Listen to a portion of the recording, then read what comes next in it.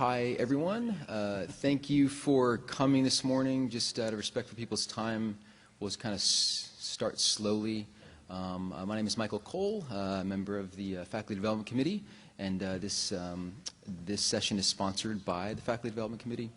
And we're talking about, do you want to be a leader at your med school, and kind of a path for navigating towards medical school leadership.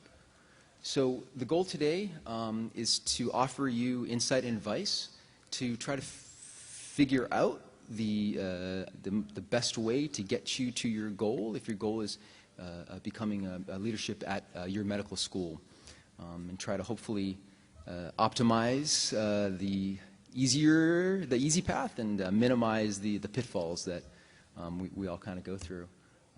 So the roadmap for today quickly is going to be talking a broad overview, university versus medical school leadership, our medical school, the hierarchy within the medical school, titles and roles, hospital leadership, medical education. Then we'll introduce our wonderful panel who's up here, and then take some questions, okay? So quickly, the way I think of the hierarchy of institution, university-wide, is kind of like our federal government, right? So you have the voters who vote the president in, right? And they're kind of we technically should be the boss of the president, right? I don't know if you know, but Teddy Roosevelt, one of my favorite presidents, was shot in the middle of a speech. He continued the speech for a time, and then he cut it a little bit short by saying, I'm sorry, but I have to cut my speech short because I was shot. Now, obviously, bullets were different then than they are now, and guns are as well. But it's quite an amazing man, did amazing things for our country. And the president has a cabinet, right? And there are a bunch of secretaries, right? They're called secretaries. And one of the secretaries is Secretary of Education, right? One of my favorite secretaries of all time, Rodney Dangerfield. So the voters are the board of trustees at a university, right? And they're the boss, or they're kind of in control. They vote the president or chancellor in. Okay. The way it usually works is the president is, if there's a big institution with different campuses, typically the president is the main person, and the chancellors are for different campuses. And then below, or below them are the vice presidents typically, and this vice presidents for kind of different aspects of the institution. And there's also vice president for education. It's called the provost. Now, I want to be very clear. We're talking about hierarchy here just to give you a general overview. This can be very different at different institutions. So you absolutely, if you're interested in this and kind of you want to learn more about this, go to your own institution's website and look at the hierarchy. This is just a general overview. But the provost is the secretary in charge of education, secretary who reports to the president, right? Okay. So this provost, people who report to them, the provost, are vice provosts and the deans. The deans are deans of different schools, engineering, English, sociology. While the vice provosts take care of the larger type of campus-wide education-based initiatives, things like academic affairs or innovation, things like this. One of the deans that reports to the provost is the medical school dean, right? And we're going to meet one of the deans of the medical school, in a minute on our panel, okay? So let's look at the dean of the medical school. Who reports to him or her, right? Department chairs, right? So Department of Emergency Medicine, Department of Medicine, Department of Surgery, et cetera. Vice deans, right? Kind of like the president has vice presidents, the dean has vice deans. The vice deans, there's vice dean of research, vice dean of academic affairs, vice dean of clinical affairs. And below each one of these deans, there are associate and assistant deans. Again, this hierarchy is highly variable, but just to give you a general overview, okay? So again, the vice dean of research has all of their different associate and assistant deans. Academic affairs, same thing, and clinical affairs, same thing. Now, how does the hospital administration feed in here? The hospital administration reports to the vice dean for clinical affairs. So I'm telling you all this just because if you have a goal of being leadership in med school, you have to know kind of where you're going. Do you want to be kind of an assistant associate dean of research? Do you want to be an assistant associate dean of academic affairs or clinical affairs and deal with more administrative and operations type activities?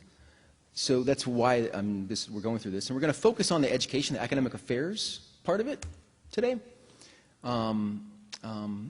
Just to clarify, in terms of basically, but if you have questions in other pathways, we have a wonderful panel that can answer those questions as well. So the vice dean of academic affairs has all these, associate deans and senior associate deans and assistant deans for each part of medical education. So just to clarify, for those who don't know, UME is undergraduate medical education, medical students. GME is graduate medical education from interns to fellows. And then CME is continuing medical education for faculty. Okay? And again, under each one of these categories or these domains, there are senior and associate deans for these things, and then assistant deans that take care of kind of each element of the broader goal of UME. Okay? So let's introduce our panel. I'm going to actually have them introduce themselves quickly, and then we're going to start off with some questions from the Faculty Development Committee, and we're going to open up to the whole room. Okay? So please, whoever wants to go first. Leon, do you want to go first, maybe? Sure. Yeah, thanks. Good morning, all. My name is Leon Hayley. Actually, just for clarification, I am the Dean for the University of Florida College of Medicine, Jacksonville campus, which is actually a little bit different title than what's on the screen. But I'm also the CEO of University of Florida Health System in Jacksonville, so I actually have a hybrid role of both being the regional campus dean and the CEO of the hospital. My career path real quickly, grew up in Pittsburgh. I went to Brown University undergrad, came back to Pittsburgh for medical school, went to Henry Ford to do my residency in emergency medicine, and really got interested in administration then and chose to actually get my master's degree in health administration from the University of Michigan. Moved to Atlanta in 1997 and for 20 years had different roles ranging from the chief of emergency medicine to deputy chief medical officer of Grady Memorial Hospital to vice chair of emergency medicine for Emory. About 5 years ago, the new dean of the medical school asked me to assume the role of executive associate dean for Emory at Grady, and so I was responsible for the clinical academic research portfolio for all of Emory University at Grady. I did that for 3 years and was actually just minding my own business when I was approached by the folks in Jacksonville to come and take over as their regional dean. So in our umbrella, I report to the senior vice president of health affairs for the University of Florida. The University of Florida Health System has 2 campuses. So there's a campus in Gainesville, which has the 4-year curriculum, and then there's a campus in Jacksonville. We have the 3rd and 4th years. So we actually have about 70 medical students on our campus at one point in time. We do, however, have separate department chairs, separate faculty practice plans, separate hospital, and so I have the similar structure that you've seen on the screen in terms of having senior associate deans for education, faculty affairs, academic affairs, and research. I started that role in 2017, and then in 2018, just this past January, I was actually asked to take over as CEO of the hospital. So I have to, argue with myself in the mirror about, the politics of the dean in the medical school and what I get. So I'll stop there, and then we'll move on to have some more questions. Thanks, Leon. I didn't know we had both a Brown and a Michigan connection, and you as well. So good morning. My name is Michelle Daniel, and I'm currently the Assistant Dean of Curriculum at the University of Michigan. And I'm actually quite humbled to be sitting next to Brian Zink, who has been one of my longtime mentors and my former chair. And I have to confess that I have a little bit of a hefty dose of imposter syndrome being up here with him this morning, but I am happy to share my story with all of you. So looking back on my career, I basically completed both my medical school and residency at Johns Hopkins University. And then I actually went out and I practiced in the community for 3 years and kind of defied the odds when 3 years later I actually came back to academia, because a lot of people told me that I wouldn't be able to do that when I left residency program. And so the way that I kind of ascended the ranks in medical education was I started out working in the domain of clinical skills, and I became first a volunteer clinical preceptor, then a small group faculty member, then went on to be an assistant course director and course director within the doctoring program. And that really led me to oversee a fairly large number of faculty and do a lot of faculty development for that. And as my passion for education grew, I actually went back and got a master's in medical education kind of late. I did that about 10 years into my career. And then, I did my master's in medical education at Maastricht University in the Netherlands, which is kind of this real hotbed of medical education research for those of you who are not familiar with it. And I thought it was just so fabulous in terms of creating this great network of research advisors and medical education connections. So I found that to be a really valuable experience. And so then my early leadership experiences within doctoring and then that advanced degree in education, I think really helped prepare me for my current role as assistant dean. And I'm in charge of a very large team of individuals who basically I am responsible for implementation of all 4 years of the curriculum. And I love my colleagues. I couldn't work with a more innovative, motivated, scholarly group of individuals there. And outside my institution, I've remained very engaged sort of in several different organizations. I was on the executive board for the Directors of Clinical Skills courses, where I served as president in 2015.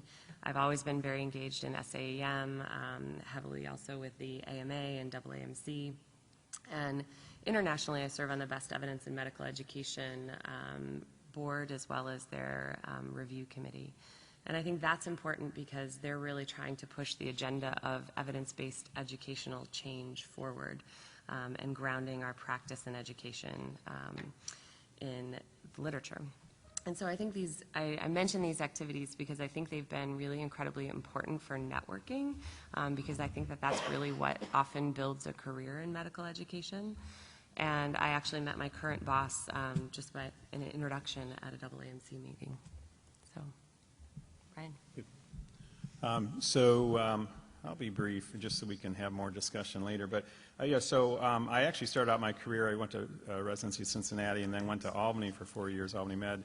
And I was doing traumatic brain injury research and then moved to Michigan when when Bill Barson went there to start growing emergency medicine there. And spent 14 years there, but it was kind of split. The first 7 years I was a brain injury researcher, clinician, educator. And then just out of serendipity, I had done a fair amount of career advising for the medical students, primarily going into emergency medicine. And the associate dean for student programs at the time said, I'm creating a new position for an assistant dean for career advising, and gee, would you be interested in that? And I said, I don't know, I'll think about it. I saw her at a AAMC meeting as well. I knew her from from Michigan, but I actually at the AAMC meeting where I met her, ran into her. And she asked me if I would consider this position. So I considered it, applied for it, and ended up rolling into that position. And then that was a 7-year tenure, first being an assistant dean for 3 or 4 years. And then the person who asked me wanted to step down from her role, and I moved into the associate dean for student programs role.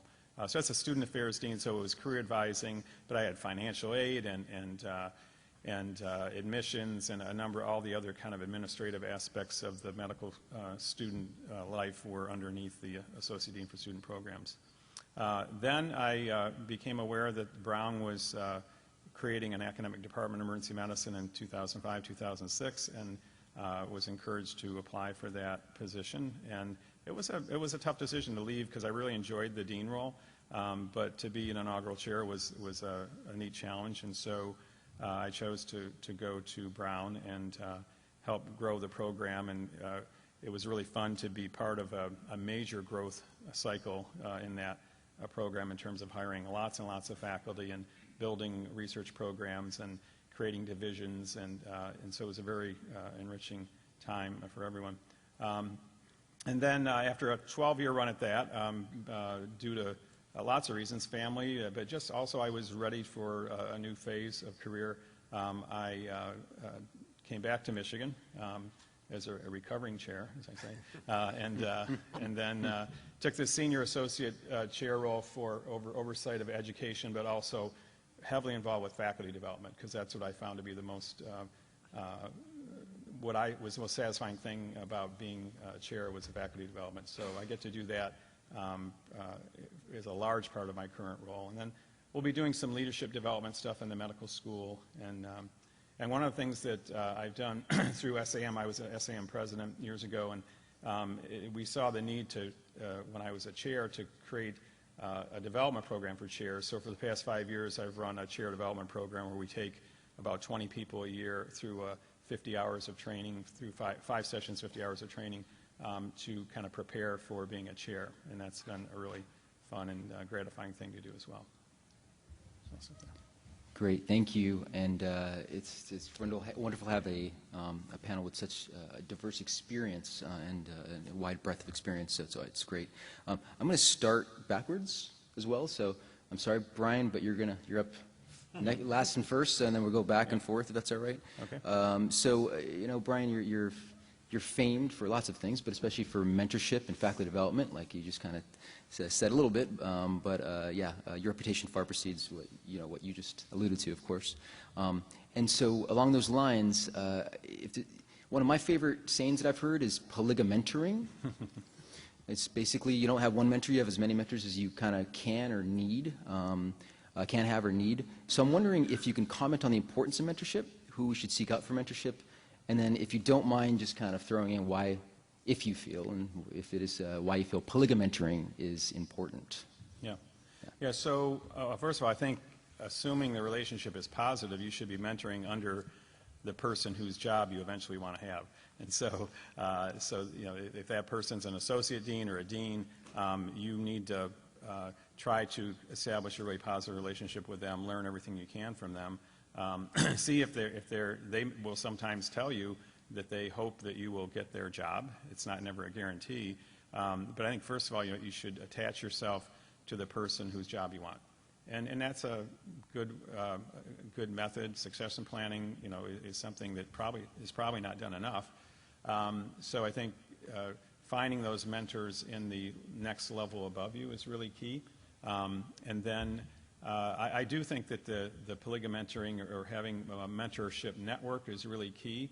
One of the things I was happy to see when I came back to Michigan is that Bob Newmar, in his annual evaluation of faculty, had created this mentoring network. So it's a map that has kind of a circle with you in the middle, and then it has a bunch of arrows going out, and then it'll have your mentors who are above you, your true mentors, and those might be direct mentorship relationships, they might be dotted line mentoring relationships, but you've got that field above you, and then you have peer mentors who are your colleagues that you're learning from and hopefully teaching at the same time, and then you have your mentees below. And so Bob insists on everyone filling out to the best they can that mentorship map, and so you might be thin on the upper level, and so we'll talk about how you try to populate that area. You might be thin in the peer mentor area, and it's like, gee, you need some more support from people who are at your level, so let's think about that. And then it might be that you don't have enough mentees, because they can, obviously they're an investment of time, but they also can be a source of great help to you when you're doing projects and the like. So, I really like the idea of a mentorship map, and so if you're not doing that, I would encourage you to do that. And then I think you need to seek people with expertise, and as we talk about education, that would be people, and I never got a master's in medical education, and Michelle operates on a whole different level than I do when it comes to medical education theory and curriculum development and the like. And I think that you have to find the people with expertise. Michelle will eventually get a PhD. We have another person on our faculty who's getting a PhD in education. Just learning from those people, and it may not be a doc. It may be an administrator in your realm who has the institutional knowledge or has a different perspective on how the educational efforts should roll out. It could be a PhD. It could be someone in another department, in your education department at your school or elsewhere, or your faculty development department. Anyway, I think seek the people with expertise. Sometimes they're local, sometimes they're national. I've never been refused when I've just made an honest ask of someone, can you help me with this, can you mentor this? I mean, it's flattering to be asked, and as long as a person has the bandwidth, they will help you. So. Thank you, Brian, for that. That's great. And kind of good segue as well for our question for Michelle. How important is an advanced degree if somebody wants to pursue advanced degree besides the medical degree we all have, or the DO or MD that we all have, for pursuing a medical leadership? How important is another advanced degree? Yeah, so I think it's a great question. I think that there's really growing recognition that being a physician makes you a content expert in medicine and medical education, but it doesn't mean that you're a process expert in education. And so if we really want our medical schools to ensure the best outcomes for our learners, I think it is important that we professionalize the delivery of education. And I think the way I think about it is, you know, we have now as clinicians come to fully embrace this evidence-based medicine movement, and I think that there is a growing surge, and we are on the cusp of fully embracing sort of the evidence-based education movement. And I think the vast majority of course directors now, as I look across the people at my institution, I would say at least 50%, if not more, have masters in medical education at that level. And I think that that's important because those course director positions are often gateways to more senior leadership roles in the medical school. And then I think at the assistant dean and even at the associate dean levels, I think having a master's in medical education is becoming significantly more common.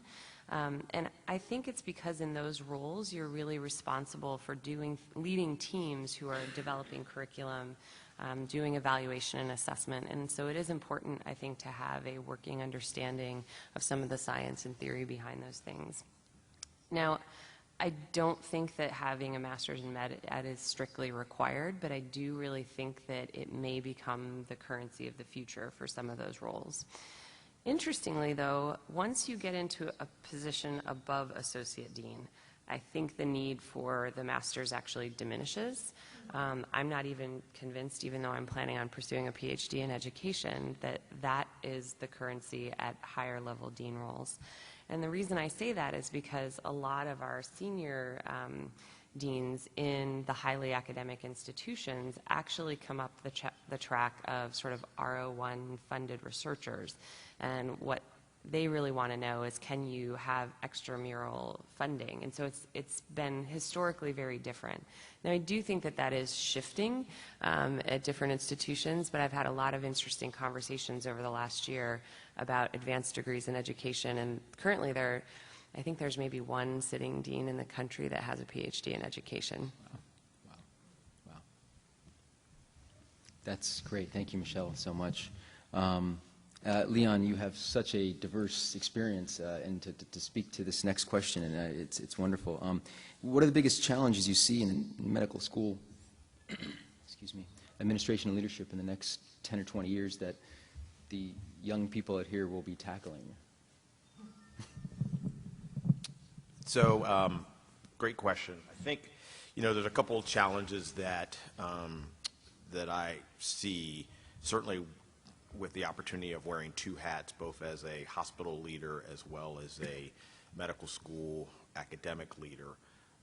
Just as a quick backdrop, I actually sort of have 4 capacities in the Jacksonville campus. So in addition to being the CEO of the hospital and running that part of our enterprise, running the medical school piece, I'm also the chairman of our physician practice plan, which is about a $650 million practice plan with 27 sites located throughout Jacksonville.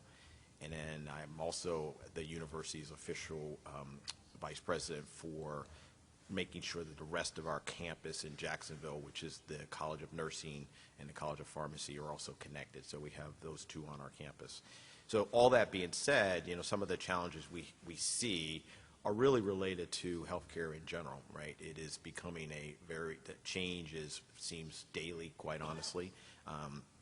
We have new forces that are playing into it, whether it's Walmart getting into healthcare or CVS, and how we prepare our students and our residents to be prepared to function in an environment that is changing that rapidly, and being delivered on different levels, right? So now you're talking about sort of primary care that's at the Walmart level, where it's showing up in Amazon, and how are drugs going to be manufactured. So, you know, we need to be able to prepare our students to be nimble to function in those environments.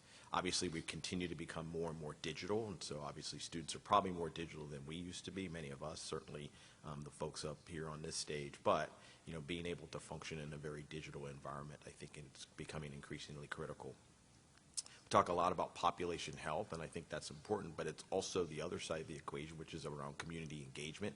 And so in preparing students and preparing residents to be involved in their communities, I think we've moved to a point of, we're not just taking care of one individual, we're taking care of populations, but we're taking care of communities. And one of the things we talk a lot about in our organization is our hospital sits in zip code 32209, which is one of the worst health statistic zip codes in the state of Florida. And so we're not doing a good job of healthcare providers and medical educators and leaders if our community that we serve right in our population is not doing well. So we have to continue to train, obviously, our students and our residents to function in an environment where they can engage in a community and help improve the community health and community wellness, I think, becomes critical. Obviously, it's a business, and so there's no question that medical school education needs to continue to make sure that we can train people to function in the business environment that we do. I spent a lot of time, like probably everybody on this stage, doing more financial stuff than you probably believed you would have done earlier in your career, and so in having the sort of financial expertise really is helpful. This gets back to the advanced degree a little bit, which is, what has helped me a lot has been having an advanced degree in health administration where you spend time learning finances. You don't have to go that route, but certainly becoming more adept in how we manage our budgets and the fiscal responsibilities of our roles become increasingly important.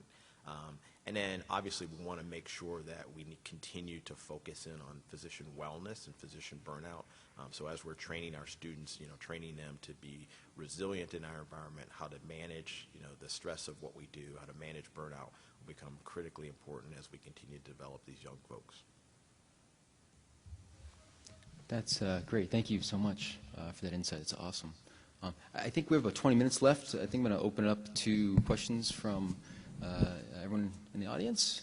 Please feel free. You get to pick these people's brains. It's a rare opportunity. So. This is probably more Dr. Hayley, since you just mentioned it. Do you have any resources for entry-level understanding of the finances behind undergraduate medical education? If you had to start without getting the MBA, without getting the higher degree for the financial management, just for somebody who wants to get a better understanding about what goes on with the money behind the educational system? So we don't offer, we've started to create that curriculum. So when I don't have the students, so I get them primarily as residents, but we can try and introduce that with them. So we do try and put that as part of the curriculum where we educate all of our residents in sort of the financial well-being for themselves, actually, which contributes to burnout, but also sort of the fiscal responsibilities of what the hospital is. That being said, Michelle talked a little bit about sort of other organizations you're engaged in. So I'm a member of the what's now called the American Association of Physician Leaders, which used to be the Physician Executive Group. And so that's a good thing for students and residents to belong to early because they have a number of courses that are very simple that you can take around sort of finances, around management and quality. So those are things that we can get engaged in. But increasingly, we're going to have to obviously do a better job of sort of making sure it's part of our standard curriculum. But I will say we're not quite there yet.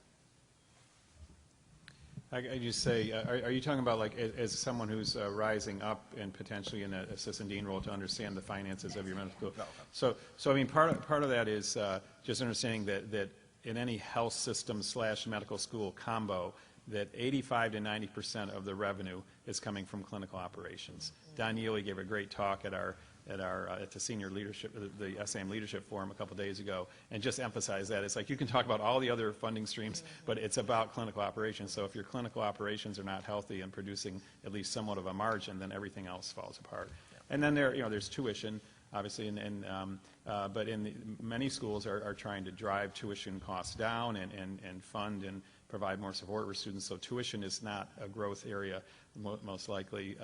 And then there are funds from the university and from the medical school that flow down into the dean's office, but it's not as complicated as you might be imagining it. It's a budgetary process, and you're looking at some pot of money, and you're going to get some of it. And usually, in your role, you're going to have to figure out if you get $5 million or $20 million, how you and almost all the costs are going to be in personnel, salary and benefits, and so it's. I think there are some courses and things you can take that will help you understand it, but it's actually not as complicated as you think. unless you guys dispute that. I mean, it's Yeah, I mean, I agree that it's not as complicated, but I also think that there's very different systems at each institution. So we operate at Michigan right now. We've actually, our educational value unit system, which is how the medical school reimburses our departments, has really been pretty broken over the last several years. And so the dean's office has found itself more and more in the business of having to do direct faculty offsets. And so I just would say there are often complex and sort of micro-specific issues to your own institution.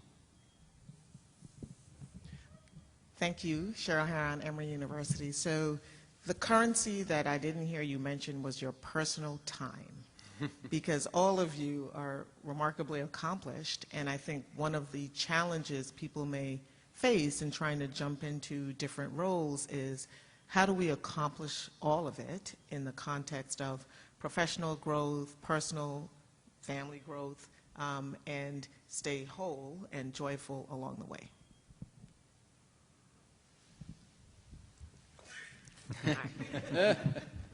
This was the woman on the panel. I'll take this one. So actually, I have to give a big thank you on this one to the man who's sitting right next to me, because when he hired me, we actually had a conversation, and I think I was either pregnant at the time or just had delivered my second child. And he looked at me very frankly, and he said, you know, Michelle, sometimes women's careers peak later, and you went into the community and you practiced for 3 years, so please do not look around you and start comparing yourself in terms of the trajectory that your career is on to the people around you. And that was really, really important for me to hear, because it sort of gave me this morsel of permission to make sure that I focused on my family early on. And now I would actually say, and I think Brian would agree with this, that my career, you know, started off very, very slowly, and now has just taken this exponential upturn in terms of my scholarly output and that kind of thing. And I think it's because I made that time, and I made it on the front end, and even now I say my motto is work hard, play harder, and so I do think it's really important to have that balanced aspect of your life. I'll just say my kids are a little older now, but certainly when they were younger, and Cheryl knows this because I worked with her for 20 years, I just made it a priority that I always, whatever my schedule was, I always put the kids and the household stuff on the schedule first. So I moved, you know, to the degree that I could move shifts around earlier in my career when I was doing more shifts, but I wanted to make sure I got to the kids' activities. So for mine, those were heavy in sports, but also music and art, theater, and so I made it a program for me to make sure that I always put their thing, and I told my assistants as they plotted things that, you know, you didn't interrupt with the kids' stuff to the degree. Now, does that mean I got to everything? Absolutely not. You know, obviously we had travel in there. Sometimes, you know, as kids get older, they have conflicting things as well. But I just tried to make sure that that was more of a priority. For me personally, now that the kids are older and I don't have as many things for them, although I just had a son play college football for 4 years, so I had to, you know, figure out how to get from Atlanta and Jacksonville up to State College, Pennsylvania for 4 years. I have less of that. But I just, you know, I just try and think about, you know, what's important to me. And so I start my day with working out. I start my day with meditation and prayer. I think about what's important. What are the 3 things I want to accomplish professionally every day? And then what are the 2 or 3 things I want to accomplish personally every day? I tend to write them down so that I'm pretty proscript about what I'm trying to get done by the end of the day. And then you check and balance at the end of the day to make sure that you've done those things. We're not as, you know, Cheryl's a good vacation person, so I'll admit that I'm not probably the best person to go on vacation, but I make sure that I do, and I spend time with my family doing that. So I think you just have to make sure it's a priority for you, and because if you don't make it a priority, it won't be, and then you'll get consumed with everything else. You just have to make sure it's really important to you, and think about at the end of the day, right? You know, it's always about the dash. You know, live from this point to this point, and there's the dash. So when you're dying, what is it that you want to really be able to be remembered for? Was it really one more meeting? Was it really one more lecture you gave, actually? Maybe it was a piece of research you did that may have been life-changing, but it's also about all those other things that are important for your family and your kids and your spouse, significant other, and how you spent your time with them. Thank you for pointing that out, because I believe that, and I wanted everyone else to hear that from leaders who should believe that as well. I think people assume that very, very busy people are, have no personal life, and it's actually not true, because there a lot of times what leads to success professionally, people are pretty organized, but it's not happenstance, as Michelle and Leon have said. It's very carefully planned, and that's the approach I've taken over the years. Is you have to plan it out and make it a priority, and then on the professional level, as you rise up, you need to learn to delegate. And then you need to learn not to mess with the people that you're delegating things to, because if you delegate something and then you just redo it because you're such a perfectionist that you can't stand that they didn't say something exactly as you would, then that's not delegating. That's not helping you out. So you need to let the people grow under you. But delegation is really key, and a lot of us are perfectionist-oriented and don't like the idea of we like the idea of delegating, but we don't actually live it out. And so I think that's really key, because eventually you will get maxed, and you won't be able to do everything that's assigned to you in a week or a month. And you're going to need your team. You're going to need to delegate and be a good mentor to those people. I just want to make just one quick summary. I love all these things. This is sage advice. That's what we're here for. And it's a multimodal approach to your own wellness is what I'm hearing, right? You put your family first. You stay connected with your family at regular, in regular intervals. You meditate, so it's self-care. You delegate, right? The other thing is, I've been very fortunate in my career. The 3 chairs that I've had, they've all told me specifically family first. That's what they've told me, and it means a lot to me that they're such great people and well established, and say family first. I've had associates that have not been in the same situation, where chairs have not said that to them. And that's another part of it. Like what Michelle said, she was very lucky that she had, Dr. Zink here as a chair that actually emphasized that. And that's another part of this multimodal approach. If you're in a toxic environment or somebody who's not supportive, it may not be you. It may be a time to move somewhere else. And please comment on that if you disagree or anything else. So, panel, please. Yeah. We agree.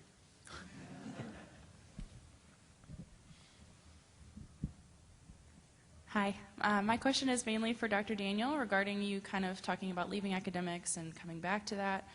As a medical student who doesn't really know yet where I'm going to end up for residency, if it'll be at a more academic place, if it'll be at a more community-based program, how do you feel that you were able to get back into academics, and what advice would you give to someone who's not quite sure what my career trajectory will look like in the future? So that's a great question.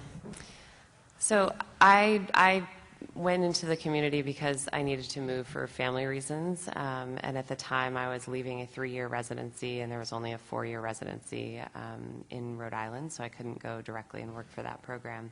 But I did choose a community site that sort of had a small educational footprint, and so that is one way to sort of keep your foot in the door, so to speak, and to keep building your educational skills while you're really solidifying your clinical practice. I mean, I will say that now that I've transitioned back to academia, there is nothing that gives me more credibility than the fact that I've worked in the community. So I think that there's real value with it.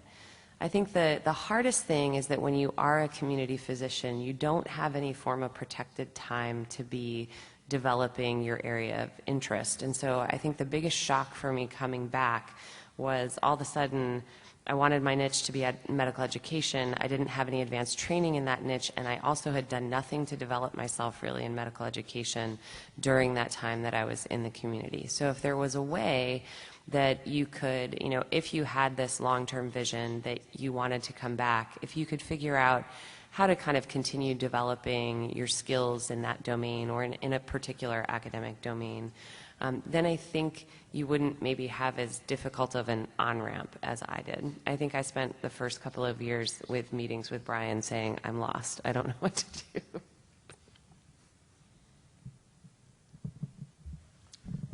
I want to answer your question as well a little differently in that I'm not sure any of the 3 of us and probably many of you in your careers too, knew exactly you would land where you are right this minute, right? So for me to tell you that when I was in your shoes as a medical student that I thought I would be a dean and CEO of a hospital, I would tell you no. In fact, I went to medical school to be an orthopedic surgeon, right? And I wanted to go into private practice. I really thought that was what my career was going to be. And so we tend to land in spots that we just didn't envision. But it doesn't mean that you don't take the right steps to kind of get there. So some of it is around stepping in the community first, but knowing that you wanted to be in academia. For me, it was around ortho and then meeting some Don Yealy and a number of other people at the University of Pittsburgh and switching over into emergency medicine. And then thinking I wanted to do clinical, go into the community and maybe do a little bit of academia, and then really getting jazzed by academic medicine and education and research and sort of going down that pathway. And then thinking that I wanted to stay in sort of clinical administration for a while, and really, quite honestly, maybe on the hospital side, but becoming more and more engaged and getting mentors to tell you about, well, you should think about this as well, and think about academia a little bit more, and that's how I ended up in the dean role. And then I was thinking I'd stay as a senior executive associate dean for a little while, but wasn't really thinking I was going to be a dean, and then got approached by some folks in Jacksonville. So, so it's all around that the opportunities may pop up at different points in time. Sometimes it may get you to move, sometimes it doesn't, but you want to make sure that you're thinking through that an opportunity may come up that may seem not what you were originally thinking, but if you give the opportunity a chance, and you can spend some time doing it, ask your mentors for advice around it, your career path may end up in a different direction, and then you end up being someplace that you didn't think you were, but enjoying it tremendously. And I think the Murphy's Law of it all is that serendipity means that you'll get an opportunity often at a time when you weren't expecting it, or it'll be really inconvenient. You'll have just moved somewhere, and then you get a great opportunity that comes up, and you just bought a house, and so you have to weigh all these things. And sometimes the answer is no. But it never fits into if you are trying to develop a life plan, it never really quite fits in. And some of the most interesting things that have happened to me have been more serendipity and having to then make decisions based on things presented to me that I didn't actually think were going to be presented to me. So. Thank you. We have about 5 minutes left. I want to just ask one thing in the panel real fast. Well, first of all, I want to just There's a give you... question there, Mike, too. One more question. Okay. Yeah. Sure. Thanks. Hi, I'm Kat Ogle. I'm from GW in DC. And I was wondering how you would advise junior faculty who have started along a vision based on mentorship and someone who's incredibly inspiring to them, and they start to sort of get a little bit more information about what that job entails, and they're like, I don't know if that's actually the job that I want, but this is the person I want to emulate. This is the connections they make with people, and and the second question, sort of to follow that up, is how do you advise folks who are looking at potential incremental progressions versus when to make the big jump for something bigger?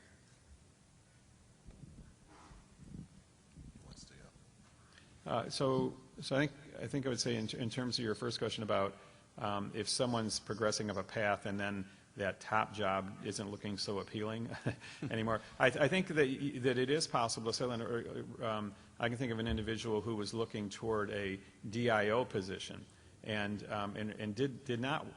didn't like the heavy administrative regulatory role, duties of that role, but feel like an assistant dean for GME would be just right, because that has more to do with the day-to-day operations of GME and the institution. And so the person isn't aspiring to DIO; they're aspiring to a notch down. So I do think it's really important to try to get a sense of what the daily and weekly activities are in that role, and understand it. But usually other opportunities will present themselves if you realize that you don't want that top role. I mean, I was thinking about trying to put my name in for dean positions along the way, and then I realized I don't want to be a dean, and that wasn't where I wanted to go. And but that's okay. And then your second question, reiterate for me again. It was Sure. incremental towards a leap. Incremental changes that are slight steps up, but may not necessarily have sort of more protected time, but sort of give you more street cred, I guess, within the institution. When, how do you advise folks to make the decision to jump to a bigger position?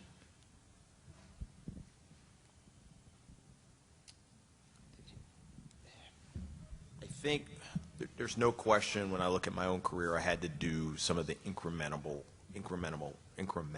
leaps, right? So you have this role, you start volunteering for more, you do a next role, you get asked to do a next role, and those were sort of those step-by-step patterns. To part of your first question, as I got to be a vice chair, I realized I didn't really want to be chair. I knew I wanted to still have kind of a senior leadership role in either the medical school or the hospital, but chair wasn't the job because I was just close enough that I didn't like it. And so that afforded me to sort of dip into the hospital a little bit and go to become a deputy chief medical officer. But in terms of the big leap, the only advice I'll just tell you is it will come. That big question will come for you. If you do the incremental pieces, either you're going to go seek what the big leap may be, or the big leap may come to you. And then oftentimes, like it's been in my career, the big leap required a big move. And you heard Brian say he moved to Rhode Island for a little while and he moved back. So that happened to me. I was in Detroit, then Atlanta, then I never thought I'd be in Jacksonville, but here you are. So, I mean, but I didn't seek those roles. And so sometimes the leap you go after and you decide you've reached a certain point in your career and it's time to do it. Others, they'll come to you, and then you just have to weigh where you think that decision is along the way. But you'll have a good sense of your career as it's going, as to whether or not you need one more small jump or whether you need the bigger jump. And I would just close with saying I think it's important to be willing to make 2 or 3 moves in an academic career, when you are ready to take that big leap. I think the incremental tends to be more within your own institution, and the big leaps are often outside. Somebody taught me the way up is not like this. The way up is like this. That's yeah. Thank you, everyone, for coming. Round of applause for our wonderful panelists. Thank you so much for taking the time and giving us your wisdom. Thank you. There's a QR code up here. Hopefully it works from where you're at. If not, we could do it from the screen up here. She had tons of resources, not tons, but a fair amount of resources to help you along your way. All right, feel free to contact any of us if needed. Okay, thank you, everyone.